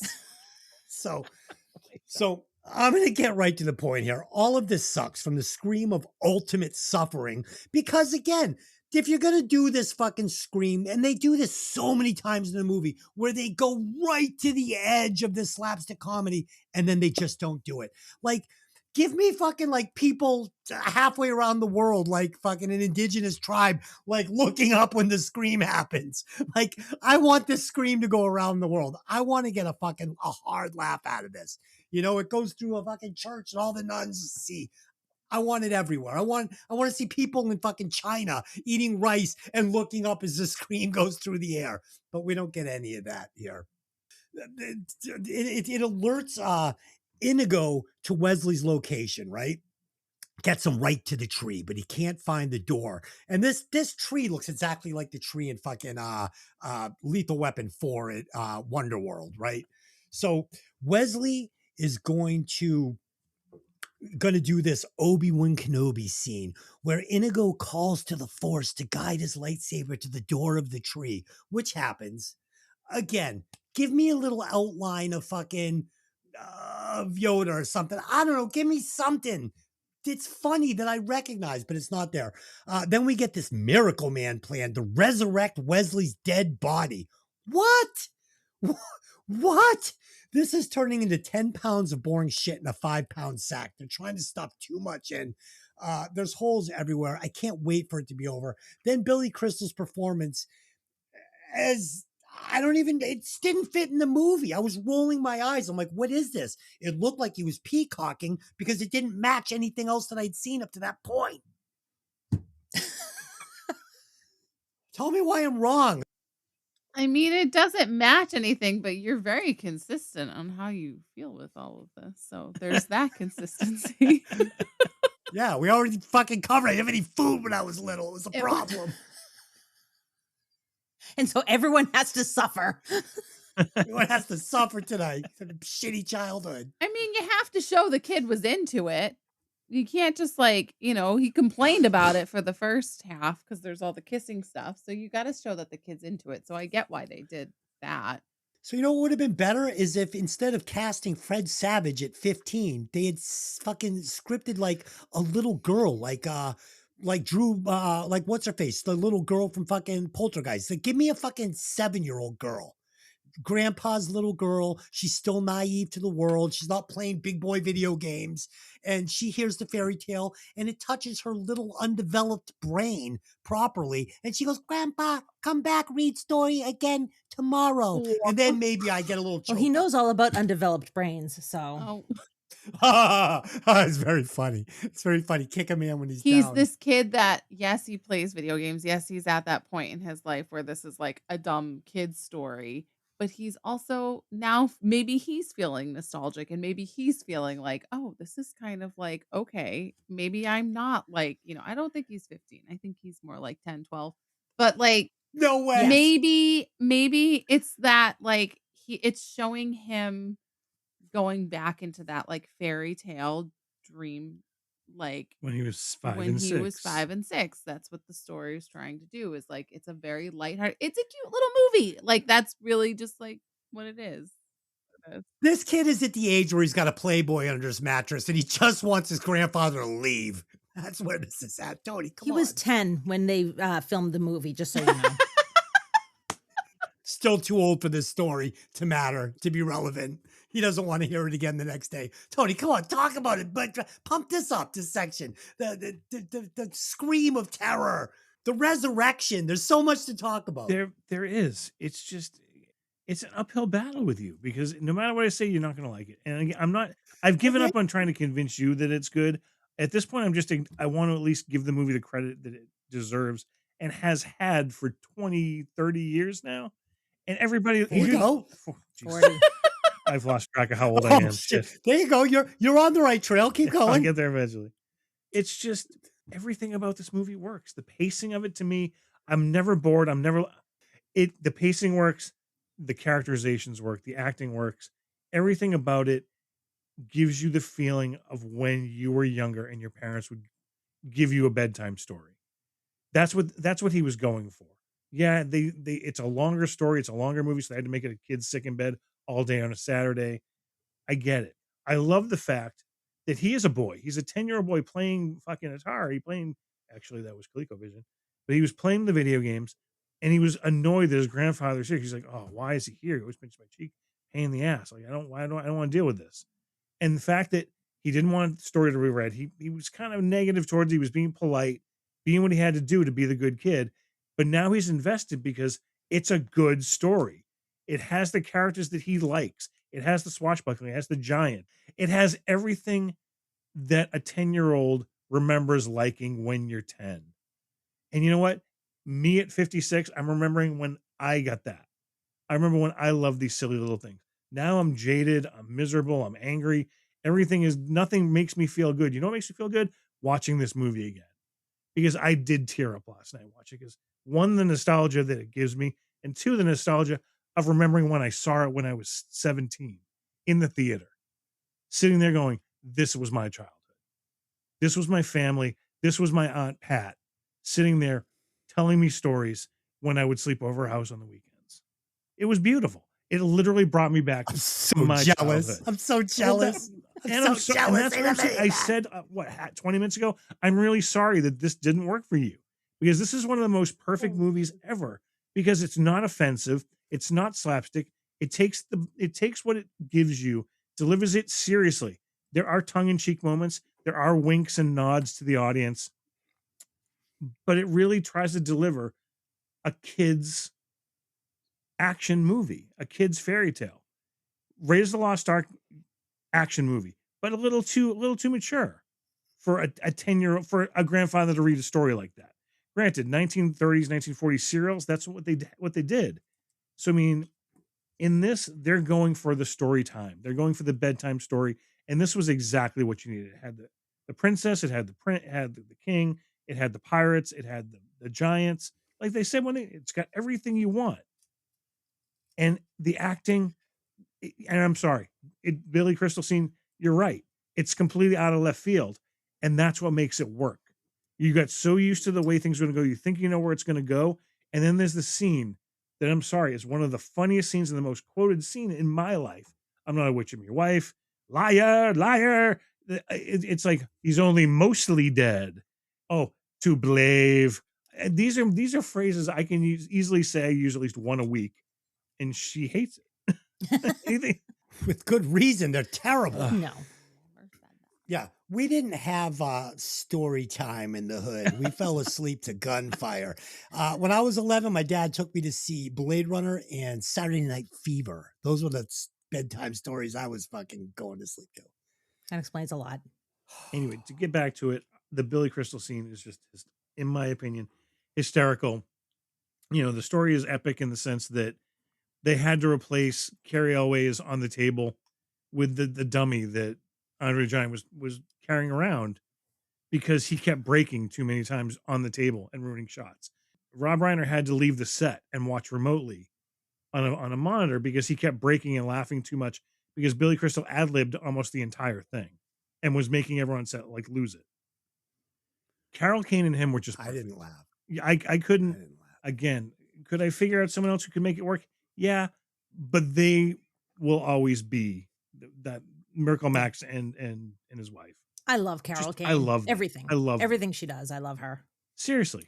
Mel Brooks could have done that. Mel Brooks could have fucking pulled that off. No problem. And you know what? You're right. He could have. There were scenes in Young Frankenstein that I feel is probably the closest. I won't go Spaceball, but Young Frankenstein would be the closest I could compare to this movie, just for the castles, the torches, the same feel. So I agree with that. There is some things in Young Frankenstein that actually could have worked over here, but it's a different theme. This was meant to be a child story. That's meant to be a slapstick take on a classic story of Frankenstein, which is what he does. He takes a classic story and makes it silly. Robin Hood, Frankenstein, Star Wars. That's his niche. And that's not what Rob Reiner is. Rob Reiner wants to tell a heartwarming story. They're human stories. Every movie he does is a human story, which is why it hurt so much when he passed away. We're not gonna get any more. He was the one director that literally, Katie and I sat down like, I am so sad about this, because all of his movies blew me away. This being the I love Rob Reiner. Oh, Jesus, Spinal Tap for us. I love him, and I love his catalog. Yeah. And this one is top of the list for me, even more than Spinal Tap. Even though Spinal Tap was my life during the 90s, this blows it away from me. So I'm going to be very opinionated. I'm going to be very protective of it, and that's it. I'm dying. Did you just say this is better than Spinal Tap? I do. I think it's better. Oh, God, it hurts. Stop. The power of Christ compels you. Jesus, honey, he just said this is better than Spinal Tap. Oh, fuck. Well, you understand that movies are art and art is subjective, so no. Yes. No, that is true. Wrong. Like fashion. I'm sorry. No. That is true. No. It is true, but he's wrong. We're going to go right to the end, so hold on, everybody. All right. On a rampart overlooking the castle gate, Inigo and Fezzik feed the miracle pill to Wesley's corpse. He is awake, but he cannot move. They size up the situation, which is dire, and come up with a plan. In the castle chapel, the wedding is ready to begin. Outside, a dark apparition, Fezzik wearing a Holocaust cloak and standing in a wheelbarrow pushed by Inigo, approaches the gate. He speaks menacingly, and the guards at the gate waver. When Inigo sets the Holocaust cloak on fire, the guards run, and the only man left easily coughs up the key. Humperdinck has rushed the silly-voiced clergyman straight past the I-do's to man and wife. A bewildered Buttercup is escorted to the honeymoon suite. Inigo, Fezzik, and Wesley encounter Count Rugen and some guards in a castle corridor. Rugen sicks the guards on Inigo and Fezzik, but Inigo dispatches them easily. Then he addresses Count Rugen. My name is Inigo Montoya. You killed my father. Prepare to die. Count Rugen extends his sword, thinks better of it, and runs away. Inigo gives chase, but quickly runs into a locked door. Fezzik comes to help him and leaves Wesley behind. When he returns, he's confused as to how Wesley has wandered off. Meanwhile, Inigo has chased the Count through the castle. They come to blows in the banquet hall, where Inigo pulls himself together and announces once again his name and his reason for living. He repeats it over and over while attacking Count Rugen, until Rugen begs for his life. Says he will give him anything, but all Inigo wants is his father back, and since that is impossible, he cuts down Rugen. In the honeymoon suite, Buttercup prepares to kill herself, but is stopped by Wesley, who is on the bed behind her. He's still unable to move, and the appearance of Humperdinck puts their reunion on hold. He thinks better of attacking Wesley after the man stands and holds his sword up in warning. Buttercup ties him to the chair. Inigo stumbles in and offers to kill Prince Humperdinck, but Wesley wants him to live alone with his cowardice. Fezzik has found 4 white horses. Inigo isn't sure what he'll do with the rest of his life, so Wesley asks if he's considered piracy. They jump down, and all 4 ride away on whites. The grandfather is finishing the story. Before reading the last line, he closes the book because it's more kissing. But the grandson says he doesn't mind so much, so the grandfather reads the last line of the book. Since the invention of the kiss, there's been 5 kisses rated the most passionate, the most pure, and this one left them all behind. The grandfather tells the boy to go to sleep, and the grandson asks him to return the next day and read the book again. The grandfather replies, as you wish. Oh, I forgot he said as you wish. I forgot he said as you wish. Yeah, well, you're just a curmudgeon that hates everything. All right, just go. For me, as far as endings go, 10-10, no notes. It's perfect. It's pure, it's easy, it's saccharine sweet. It's unrealistic. I don't care. It's a sweet movie. It feels good to watch. It's like mac and cheese. The scene when Buttercup jumps and her dress is perfectly billowing. Ridiculous. It's beautiful. Inigo gets his revenge and possibly becomes a pirate. I love it. You know, the thing about Inigo and the revenge that I found really interesting too is that a lot of movies do this thing where the time comes to get your revenge and you go, oh, my father can't ever be brought back. I'm going to forgive you and let it go. Inigo says, and fucking cuts him down. And I love it because you don't get that moment where he's like, yeah, I'll let you live. He's like, no, fuck you. You're done. And I love it. All right. So you read the final act of the movie. Now I'm going to tell you the final act of the movie, how it really was. So it starts with this stupid resurrection of Wesley, followed by 60 guards giving up their position without a fight. Then our 2 protagonists drag Wesley's limp body right through the front gate uncontested. Then we get an unforgivably bad scene where the great Nigel Tufnell runs like a coward from Inigo. But then I get total satisfaction when Nigel almost kills Inigo assassin style with a throwing knife. But then unbelievably, Inigo comes back from the grips of death to kill Nigel, forcing me to scream out, fuck this movie. And I really did. I'm not just writing that in.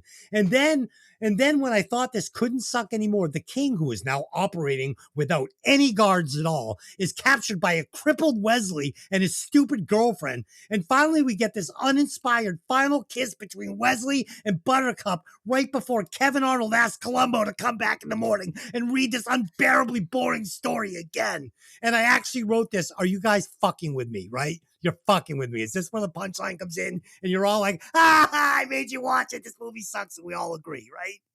No. Fuck. Okay. Tell me about your perception of the ending of this movie, you guys. Did you see it like it I was did? too fast. It was not. Would you like me to read it again slower? This is when I wanted more detail because it just ended so quick because it was such a cute movie. It ended so fast. But I think it was cute. I did when he got stabbed. I forgot about the part that he got stabbed before he killed him. And I thought, how do you come back from that? And then you just ride off on a horse and you're fine.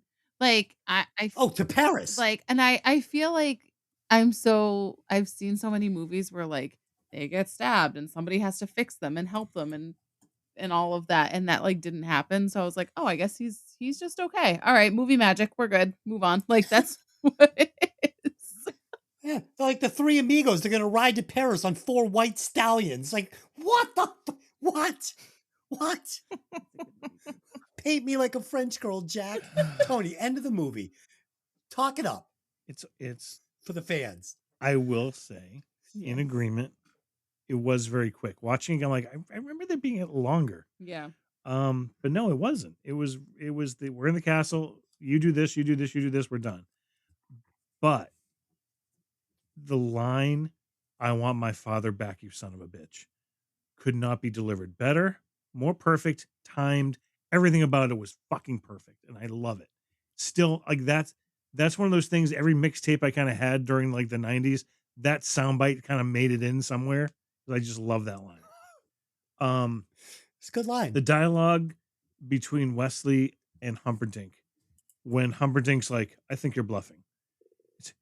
I could be pig.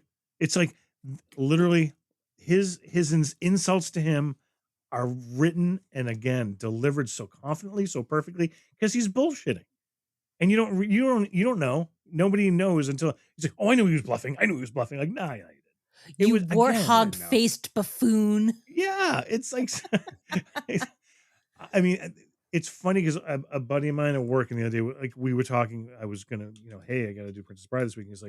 And he's like, oh, are you pig? And I'm like, that's the line that I love too. It's like just throw pig at the end of any sentence, and it makes it so much better. But yeah, the ending, just like, hey, we're all good. Couldn't you just walk down the stairs? Why do you got to jump out the window? It's like, I know he's right there. That part of the ending bugged me, but I'm sorry. No, the grandfather and the grandson. The grandson is won over by the story. He sees the relationship with his grandfather is now special. They share this book that when the grandfather passes in 10, 15 years, this is the book he's going to be gifted by the grandfather. And that's what he's going to hold dear. He's going to read it to his kids. And the tradition is going to go on and on and on. That's the dad in me. That happens. I'd rather have your old comic books. Don't worry. We have those two in this house. Wouldn't it have been funny? Wouldn't it have been funny if Humperdinck had come into the room and Wesley was like in Stephen Hawking's chair? He's like, I might be bluffing. Now that would have made me laugh. I might be bluffing. And that's not this movie. Humperdinck's got the giant fucking cod piece that's like this huge, ornate fucking 16th century fucking thing. That's so many missed opportunities. It wasn't the movie. It was different movie. I might be bluffing. He's blowing into the straw, chasing him. It was a kid's movie. It's a kid's movie. I think we've beat it to death in the sense that you're not gonna like it. We're all gonna love it. It's part of my nostalgia love of the 80s and that era. And again, it's a feel good movie. Dylan, everything you said tonight, it's been short but fucking dead perfect. So I appreciate everything that you've said tonight, and I thank you very much. Try to echo it because you're right. It's a total comfort food movie for me. Every time it's on, I'm going to sit down and finish it. I can't not watch it. Yeah. I don't pull it out as often as I do. There's just set up for Des. I don't pull the movie out as much as I usually should, but it's such a. It's like I said. You own this? Are you kidding me? I own like 3 versions of it. The Criterion version is the best. It's with the extras, the making, the commentary. I know you'll never watch it with the commentary, but it's so good. No. No. It's just, again, when people say, what are your favorite movies? It's one of those questions it's impossible for me to really break down, but the 2 will always come to mind. Jaws and The Princess Bride. They had such an effect on me when I first saw them. They hit me at the perfect time in my life. Everything about them has everything. They have comedy, they have action, they have great acting, they have drama. It's just, there's not much more I would change. Could I nitpick them to death? Any movie I could nitpick to death. The most perfect movie I will find flaws with. It's just if I want to or not. And you know what? I don't want to with this. It's such a sweet movie. It's such a well-received movie, and it's made with love. You could see every frame of this movie. There's love on the scene. Whether the actors are giving it, whether the lines that Rob Reiner put into it, and the direction he did. Everything about this movie is just warm. And I'll leave it at that. I agree. It was warm, like I don't know, curry in a baby's diaper. It was just bad. Yeah, favorite movies for me, more like Apocalypse Now and Blade Runner. I don't see Princess Bride on that list, but hey, to each their own. Like we said tonight, it's all art. If you love the movie, God bless your simple little soul. Okay. I'm sure that it's more like we can see the different layers and things, and we can enjoy both a bloody, angry There's no movie layers. and a sweet, gentle movie. That's the bitch of it. It's like I'm the horror guy, and I'm sitting here defending a child's fairy tale. I like can't believe it. Because you're kind of like Peter Pan, you know? I don't You where just the have fuck this, where the like- fuck are We we have to going end here? this. We have to end this. He is not Peter Pan. Stop. Stop. No, wait, I gotta hear Chris this. Hansen just busted You're in. kind of just like, you love the kid stuff, whether you like it, like whether you want to admit it or not. It's like you love the like feel good kid stuff. And I do. you always put out this like, you gotta like see Jaws and horror and this. Like if you looked around our house, it's like, okay, cool. But you also like love the fairy tales. I do. So you have this like very childlike quality of like, I'm a Toys R Us kid. I am a Toys R Us kid as well. We have lost our fucking minds now. I don't know. I'm gonna say the same thing to you I say to Tony about literally almost every movie we watch where there's movie magic. Just don't read too much into it. You have to kind of like, because every movie we watch, if it's something I want him to watch that he's never seen and it's not, you know, a guy movie or killing or horror or whatever, he has to like try and figure out everything. Everything has to have a reason. Everything has to be realistic. Everything has to have the layers. And I'm like, just watch it for what it is. He's ruined a few movies for me. Like Only one. well, you ruined But one. I made her cry over it, and that's a really dick thing to do. And I Oh didn't. no! And it was Really? bad. Peter Pan made you. Oh, it was Peter bad. Pan made Yeah, you it was cry. bad. I made him watch It's a Wonderful Life, and he Oh. just I hated it. tore into it after, and hate I that like fucking started movie. crying because I like loved that movie. You know what? It was Aw. during a difficult time in my life when I watched it with her, and I was not happy. It was not good. It's a man who gives up his entire life for someone else and gets nothing in return except the love of everybody else. The Great. love of everybody else and Sounds his like- wife. They had a wonderful life. He's a martyr. He's a martyr. He gave up his dream of being a world traveler. He's tried to do it 3 or 4 times, and then gets the money's going to go towards this. I need money. I need money. He keeps giving shit out and gets nothing back in return. Tony, it sounds horrible. Have you ever seen it? It sounds Have you not- horrible. ever No, watched it? sounds Have you not seen it? No, I don't think so. I'm familiar with the movie more than I this. see a Christmas special coming. I think for this. we need to put this on the list. It's a black and white movie, Yeah. right? Oh, it's terrible. Yeah. I've seen It's parts like, of it. it's I've like never seen it 42 in its hours entirety. long. Only 2 and oh please, Oh, El God, Topo. please What was it? El don't. Topo? All right, You El made me Topo's a sit long through fucking that. movie. Ugh. Sorry, we're off topic. Off topic. But yeah, just don't read too much into it, Des, because it's You know what though? it's So just like it for so what it the is. only way that I was going to give this a good review was if when I started watching it, I could have said to myself, if I was flipping through the channels like on a Saturday afternoon and I said, "Oh, Andre the Giant," and I left the movie on for a minute and started watching it, would I continue to sit there and just kind of watch it because I stumbled upon it? Absolutely not. It just never got me. So for me, it just didn't deliver. Sorry. That's fine. It wasn't personal. Just fucking bag of shit. All right, let's go over to the recasting couch. I would replace Robin Wright with a lovely young Jennifer Connelly. Because I thought Robin Wright, I don't know, man, her nose looked like she'd been in a prize fight. Jesus. Tony. I think everybody's perfect, but you know what? I will go. She's pretty good as a good replacement because the whole Exactly. And I actually said to Dylan, this thing kind of didn't know if it wanted to be that, or if it wanted to be the Dark Crystal, or if it wanted to be fucking Men in Tights. It just didn't know what it It wanted was to a be. in my kid's mind. version of all of those movies. I like that. I think that summarizes it. Do you have any actors I you'd like to do. replace? Oh, do it. Do it. Oh, I wouldn't want to replace them, but I would like to see if there was like a remake. I would go Barbie for Wesley and Buttercup. I would do Ryan Gosling for Wesley, and I would do Margot Robbie for Buttercup. Okay, I think like that. Way they better. would be adorable together on that. be kind of fun. I would do Sofia Vergara for Diego Montoya because I think that would be Ooh. awesome. I like that. And then there was Yeah. one more. Oh, I would do Hugh Grant for Prince, whatever his name is. Humperdinck. Yeah, Oh, I he's a like that. dick. Hugh Yeah. Grant. He kind of he and plays an ass really well. So He was that. Yeah. He was that in Dungeons and Dragons. yeah, and he was Yeah. great. yeah. So he could just be Hugh Grant being Hugh Yeah. Grant. Hugh It would be Grant, yep. perfect. Yep. You know, I did really like the actor that played Wesley, though. And, you know, I think the only thing I really know him from, like, solidly was when he was in that movie, The Crush. Mm. And I thought he was great in that.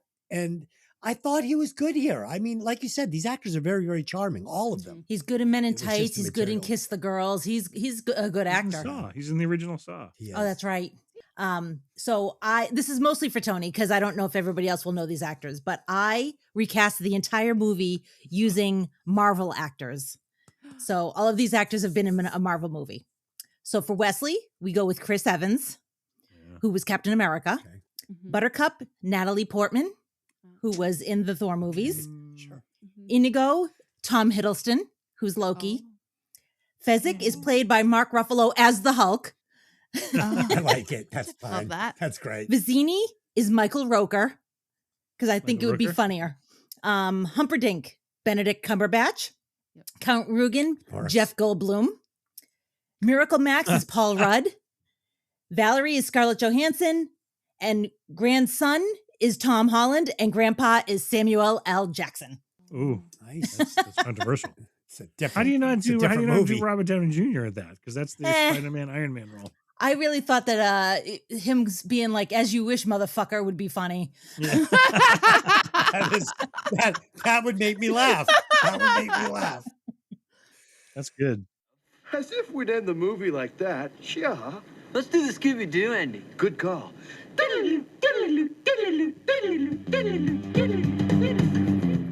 All right, nicely done. Let's head over to the alternate endings. I mean, I didn't really give a shit, so I just wrote the stupidest little one. Nigel kills all our protagonists and assassinates Humperdinck, blaming it on Wesley, and becomes the king of Florin. The end. Lynn.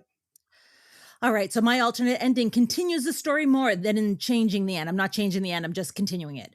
Wesley and Buttercup join the new Dread Pirate Roberts Inigo and his first mate on Fezzik on a journey across the sea to Gilder. There, Wesley and Buttercup explain the treachery of Prince Humperdinck, and Gilder goes to war with a weakened Florin, defeating them and killing Humperdinck. As the only remaining princess of Florin, Buttercup is installed as queen with King Wesley at her side. They rule through a period of peace and health and wealth, and Florin is happy. If the movie had that ending, I'd give it another point. Okay? That's actually really good. If that's how it ends, I give the movie one more point because I get to see the kingdom I needed to see, and we get way better resolution instead of that fucking Happy Meal drive-through ending we got. Nice job. That was very impressive. That is really good. Thank you. Delivered us. I love it. All right, let's do some rewatch scores. I will get us started. I hated this movie, and I will never watch it again. So my rewatch score is 0.5. I believe that's what you gave Neighbors, motherfucker. The only other movie I gave that score to, was Fifth Element. The Fifth Element. Yeah, believe you you'd didn't hated like that that too. movie. Which You is didn't like that? Yeah, Really? he's weird. He's weird. I mean, it Hated is a that. weird movie, but I can't. It's I've a never, weird movie. It's weird. It's weird. It's so weird. You gotta like it. But anyway, Oh my god! I cannot speak on English. It was like Jaja. It was like Jaja Binks all over again. I couldn't. you just offended every manicurist in New England on that one. Jesus Christ! I just couldn't. I couldn't. Lynn, what's your score? As you know, I appreciate this movie. For me, it's not a perfect movie. There's definitely things that are not great, but I just enjoy it. Like I was saying before, it's a grilled cheese with tomato soup on a cold day. I'm going to give it a 3.25. Tony. Low. That is low. I gotta defend it. I gotta stand by my perfect movie. It is not a perfect movie. I will admit that. Mm-hmm. There's definitely some things you could pick apart with it. There's a little bit of pacing in the third act. It rushes through some things. I don't know if that's budgetary or what, or studio or whatever. But I'm gonna give it a 4.95. At least you didn't go 5. I'm proud of you. I can't. Like I said, I only gave out, 2 5s in my entire history? Yeah, I think so. If Texas Chainsaw Massacre is not a 5, then this is not a 5 for you. I would think not I gave a accept 5 that. to. I think I gave a 5 to Jaws, and I gave a 5 to The Shining. If I remember. Yeah, I believe you. Yeah, I believe that's it. That checks out. Texas Chainsaw Massacre was the best. Yeah, dude, Katie. I was up there. I was up there with that. But no. Yeah, you were. You were. Katie, what's the score? As much as I do love this movie, I don't love it as much as you. So I'm gonna go with a 4.13. 4.13. So I'm looking at the list already, and I just wanted to say that the Texas Chainsaw Massacre has a perfect 5 on our list, which means Tony did give it a 5. So he's only given out 3 5s. Oh, Okay. Good. Oh, He and deserves it. He gave out 4 5s. I'm sorry.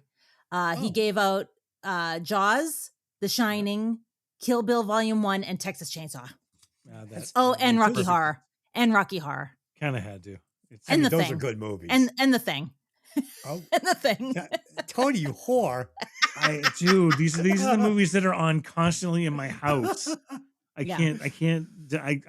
guilty. Yeah. They're fantastic movies though. They all deserve 5s. So I'm no shade. Just you've given more 5s than you realized. You don't want to hear my list of 5s. You'd be like, "Oh, fuck you, fucking idiot." All right. So then add it up. Where does it land? Okay, so with your shitty score, it does come in rather low. It comes in at number 84 with a 3.2. It is right above 16 Candles, and it is right below Don't Look Up. Oh man, it's not. Oh, fuck you! I can't believe you put it down there. Don't Look Up is amazing. What a movie! Is that's the DiCaprio one? Yes. The media is going to hit. I liked it. I definitely am one of the few that liked it. So I mean, I loved that. We're all gonna fucking die. 100% for sure. It's fucking so good. Here and now. All right. On our sister podcast, Violent Vinyl Radio, we will be breaking down Metallica's Kill 'Em All. So you can over and listen to that next week. And on our next Hey, Did You Ever See That Movie episode, we will be discussing Dirty Harry. Figured we'll give Tony the ex-cop something to talk about. I know he's going to love that one. Katie, thank you for joining the show again. I'm sorry it was so manic. No worries. It's all part of it. Thank you for having me. Yes. We'll have to pick another movie in the future to have you on again. You can pick something that maybe you would enjoy. Until next time, I just have one question for you. Hey, did you ever see that movie? We'll see you next time.